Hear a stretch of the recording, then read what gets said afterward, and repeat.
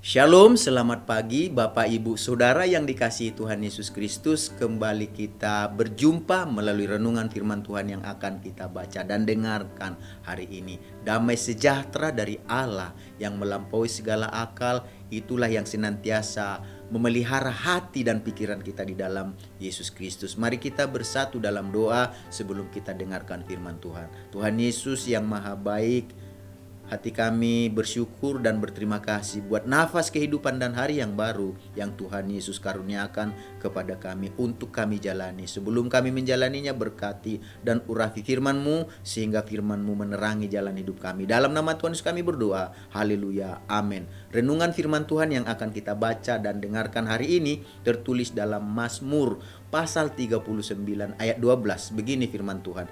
Dengarkanlah doaku, ya Tuhan, dan berilah telinga kepada teriakku minta tolong. Janganlah berdiam diri melihat air mataku, sebab aku menumpang padamu. Aku pendatang seperti semua nenek moyangku. Dari ayat yang kita baca dan dengarkan hari ini, kita akan berbicara tentang tidak melupakan doa. Tidak melupakan doa berarti kita memutuskan untuk tetap setia dan selalu ingat akan doa.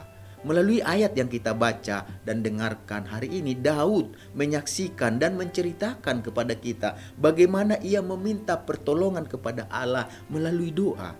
Daud belajar berdoa dari para leluhurnya, nenek moyangnya yang mengajarkan kepadanya untuk tetap setia dan ingat untuk berdoa. Karena Daud percaya sama seperti melalui doa leluhurnya, nenek moyangnya mengalami kuasa demi kuasa Tuhan, pertolongan demi pertolongan Tuhan melalui doa. Demikian juga ia tetap tidak lupa dan tetap setia untuk berdoa.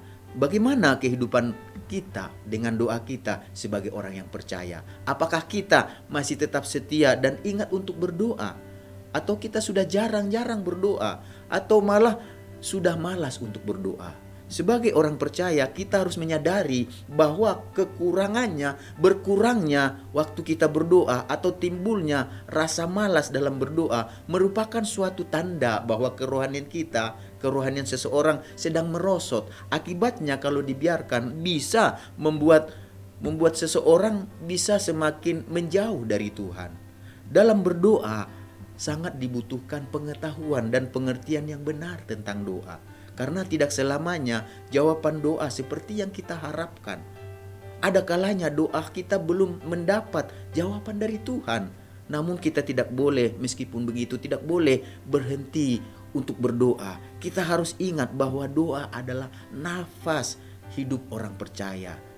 Perlu diingat bahwa doa bukanlah semata-mata tentang permintaan kita kepada Tuhan dan berharap seketika itu juga harus dikabulkan atau dijawab doa kita. Mungkin saja awalnya kita berdoa dengan tekun karena menginginkan sesuatu dari Tuhan.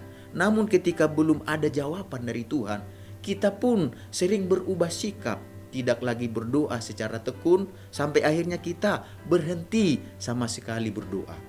Doa sebenarnya bukan hanya sekedar kita datang berbicara dan menyampaikan keinginan kita kepada Tuhan, tetapi doa juga berarti mendengarkan apa yang Tuhan mau dan Tuhan inginkan dari kehidupan kita. Jadi istilahnya doa itu dua arah, bukan hanya kita berdoa kepada Tuhan supaya Tuhan dengarkan kita, tetapi ketika kita berdoa supaya kita juga mendengarkan apa yang Tuhan inginkan dan Tuhan kehendaki melalui doa dalam kehidupan kita. Tuhan Yesus mengingatkan orang percaya dalam Lukas 18 ayat 1. Dikatakan di sana supaya kita sebagai orang percaya selalu berdoa dengan tidak jemu-jemu. Berdoa dengan tidak jemu-jemu artinya berdoa terus-menerus, tidak menjadi lemah dan tidak kehilangan semangat dalam hati kita. Jadi kalau kita menyadari bahwa waktu Tuhan bukanlah waktu kita, maka kita akan berdoa dengan tidak jemu-jemu. Apapun keadaannya sampai kita melihat Tuhan bekerja dan menyatakan kuasanya, kita terus berdoa. Kita berdoa kepada Tuhan sebagai tanda bahwa kita sangat bergantung kepadanya dan menjadikan Dia sebagai satu-satunya penolong, sama seperti Daud. Demikian, dia bergantung kepada Allah melalui doanya, dan dia percaya melalui doanya Tuhanlah penolong satu-satunya dalam hidupnya. Jadi Bapak Ibu Saudara yang dikasihi Tuhan Yesus Kristus, marilah kita belajar untuk berkomitmen, tetap setia, dan ingat untuk berdoa.